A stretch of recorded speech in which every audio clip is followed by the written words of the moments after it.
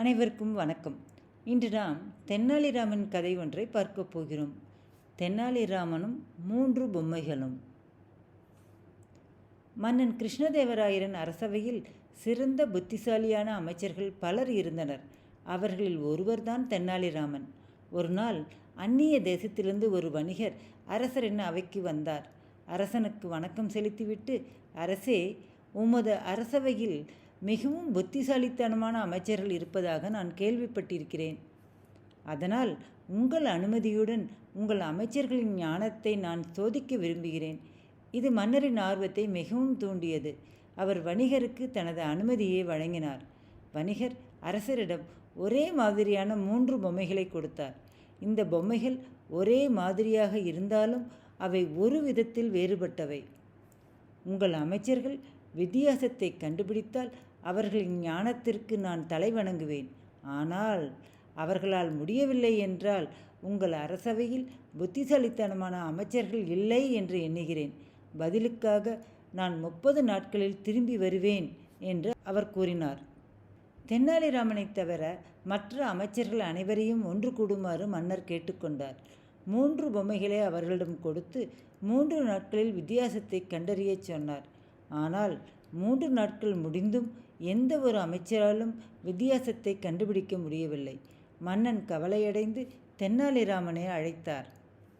அவனிடம், தென்னாலி, இந்த பிரச்சனை மிகவும் சுலபமாக இருக்கும் என்று நினைத்ததால் நான் உன்னை இதற்கு முன் வரவழைக்கவில்லை. ஆனால் யாராலும் தீர்வை கண்டுபிடிக்க முடியவில்லை என்பதால் அது இப்போது உன்னுடையது. இந்த பொம்மைகளுக்கு இடையே உள்ள வித்தியாசத்தை கண்டறி என்று கட்டளையிட்டார். 3 பொம்மைகளையும் எடுத்துக்கொண்டு தென்னாலி சென்றான். தென்னாலிக்கும் பிரச்சனை கடினமாக இருந்தது. ஆனால் கடைசியாக பல முயற்சிகளுக்கு பிறகு அவர் வித்தியாசத்தை கண்டுபிடித்தார். வியாபாரி திரும்பி வர வேண்டிய நாளில் 3 பொம்மைகளுடன் அரசவைக்கு சென்றார். பின்னர் அவர் பொம்மைகளுக்கு இடையிலான வித்தியாசத்தை கண்டுபிடித்ததாக அறிவித்தார். அவர் கூறினார், இந்த 3 பொம்மைகளும் வேறுபட்டவை. ஏனென்றால் அவற்றில் ஒன்று நல்லது, ஒன்று சராசரி மற்றும் ஒன்று மோசமானது. எந்த பொம்மை எப்படிப்பட்டது என்று அனைவரும் தென்னாலியிடம் கேட்டபோது ஒவ்வொரு பொம்மையின் காதிலும் இருந்த ஒரு சிறு ஓட்டையை காட்டினார். பிறகு மிக மெல்லிய கம்பியை எடுத்து முதல் பொம்மையின் காது துவாரத்தில் செலுத்தினார். பொம்மையின் வாயிலிருந்து கம்பி வெளியே வந்தது. 2வது பொம்மையிலும் அவ்வாறே செய்தான். கம்பி பொம்மையின் மற்றொரு காது வழியே வெளியே வந்தது. 3வது பொம்மையில் கம்பி உள்ளே சென்று வெளியே வரவில்லை. தென்னாலிராமன் விளக்கினார். முதல் பொம்மையில் கம்பி காது வழியாக உள்ளே சென்று வாய் வழியாக வெளியே வந்தது. எனவே இந்த பொம்மை மோசமானது. ஏனெனில் இது எந்த இரகசியத்தையும் மனசுக்குள் வைத்திருக்க முடியாத நபர்களை குறிக்கிறது. காதில் கேட்டதை வார்த்தையாக சொல்பவர்கள் இவர்கள்.